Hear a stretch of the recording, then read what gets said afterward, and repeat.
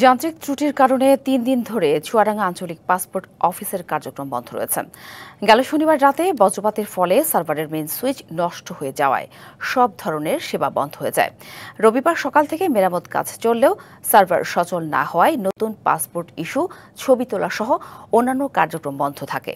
তবে সোমবার দুপুর থেকে কেবল পাসপোর্ট ডেলিভারির কাজ শুরু হলেও নতুন আবেদন গ্রহণ ও ছবি তোলা কার্যক্রম বন্ধই রয়ে গেছে। এতে চরম ভোগান্তিতে পড়েছেন শত শত সেবা প্রত্যাশী।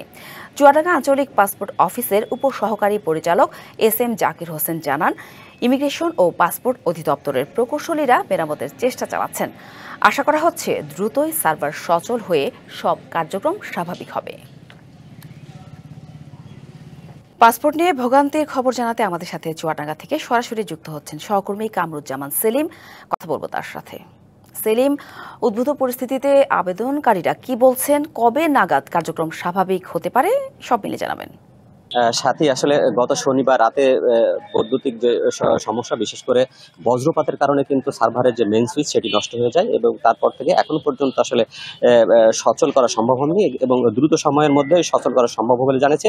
আমাদের সাথে এই মুহূর্তে যুক্ত রয়েছেন চুয়াডাঙ্গা আঞ্চলিক পাসপোর্ট অফিসের অতিরিক্ত উপপরিচালক SM জাকির হোসেন। তার কাছ থেকে আসলে বিস্তারিত জানতে চাই। আপনার প্রিয় কাপড়ের যত্নে এলো এনজাইম সমৃদ্ধ Arik silver wash detergent powder 500 গ্রাম মাত্র 70 টাকা।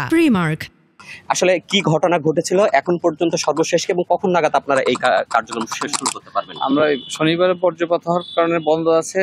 আপনার রবিবারে আমাদের সার্ভার ঢাকা থেকে সুইচ আসার পরে কার্যক্রম শুরু হয়েছে, শুধুমাত্র ডেলিভারি আমরা দিতে পারছি, কিন্তু ছবি ওঠানোর কাজটা শুরু করতে পারিনি।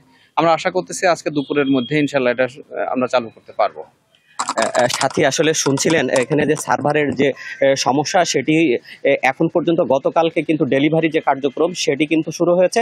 এছাড়া কিন্তু পাসপোর্টের যে ছবি তোলার কার্যক্রম, সেই ছবি তোলার কার্যক্রমে দুটি মডিউলার নষ্ট হয়ে গেছে। পুরুষ এবং মহিলার যে ছবি তোলা হয় সেই মডিউলার দুটো গত রাতে ঢাকা থেকে পাঠানো হয়েছে। আজকেই কিন্তু সকাল 10টা কিংবা 11টার মধ্যে এসে পৌঁছালে পাসপোর্টের যে কার্যক্রম সেটা হয়তো শুরু করা সম্ভব বলে জানিয়েছে।